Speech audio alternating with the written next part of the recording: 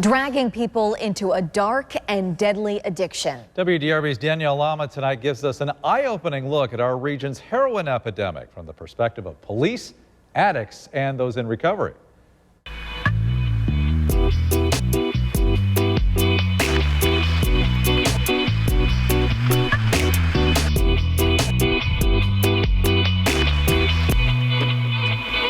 On the streets of Louisville. Everywhere. Everybody has it. A dark undercurrent pulls in addicts. I tried it. No. Worst thing I ever did, and I was hooked. Heroin has saturated the city. Pretty much anybody could be using it. Officer Tate Mason has seen its powerful hold firsthand. I'm going to be in the 1100 block of Eastern Parkway. As an officer in LMPD's 4th Division, he patrols Old Louisville and several surrounding neighborhoods. Definitely within the last year or two, there's been the increase in heroin has just been phenomenal. He's showing us the problem. I'm being arrested. Police found needles on this 29-year-old woman while she was being arrested on a warrant. She agreed to share her struggle with heroin if we didn't show her face or her name. I started on pills.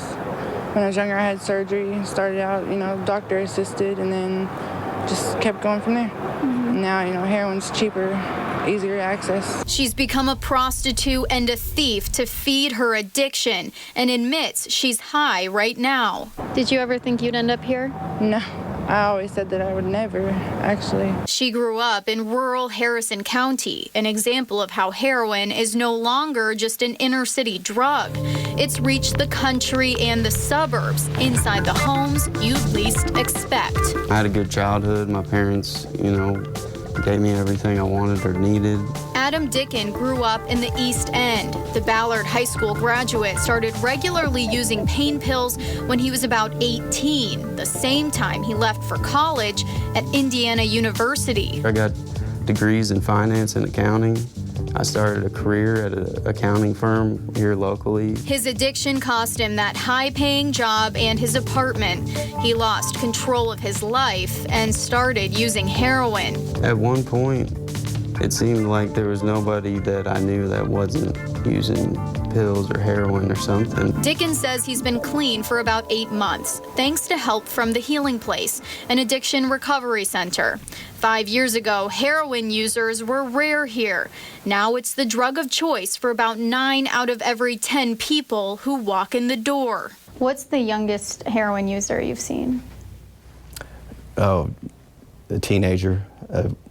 I've spoken to groups and spoken with, young cheerleaders that were 15 years old, addicted to heroin. Chief Program Officer Pat Fogarty says kids are experimenting with drugs at a younger age, using harder drugs sooner. He says heroin takes its hold faster, and it's lost its social stigma. The East End is the fastest growing population. We're getting clients from Indian Hills, 40207 zip codes. It is in the East End, and in fact, drug dealers in the East End now have the little squares that you put in your cell phone and take credit cards to sell. So it's really become mainstream. A mainstream, deadly drug. There were 204 overdose deaths in Jefferson County last year, up by 12 from 2013. I overdosed alone with my son. Ended up getting CPS on us. He was in jail. We lost everything. Back on our ride with police, officers are sent on another call to check on a couple for acting suspiciously. But Jennifer Dunn and her boyfriend claim they're clean. I almost died. Came home from the hospital and did more dope. And then still had some the next day. I would take money from my mother. I would take money out of my mother's purse. They say they're trying to get their lives back on the right path. Destroy your life, destroy your families. If you want to lose everything you have, do heroin. As we return to the squad car, police tell us they found a needle in Dunn's bag. She says she didn't know it was in there, blames it on a friend. It's a dark undercurrent. I definitely don't think it's getting better right now from my perspective. Leaving addicts with few options. You have to have it to function. You use to live, and you live to use. It's no fun anymore. Ending in recovery. I still have all the opportunity to get back into into life. Incarceration. After a while, you're nothing but a slave to the drug.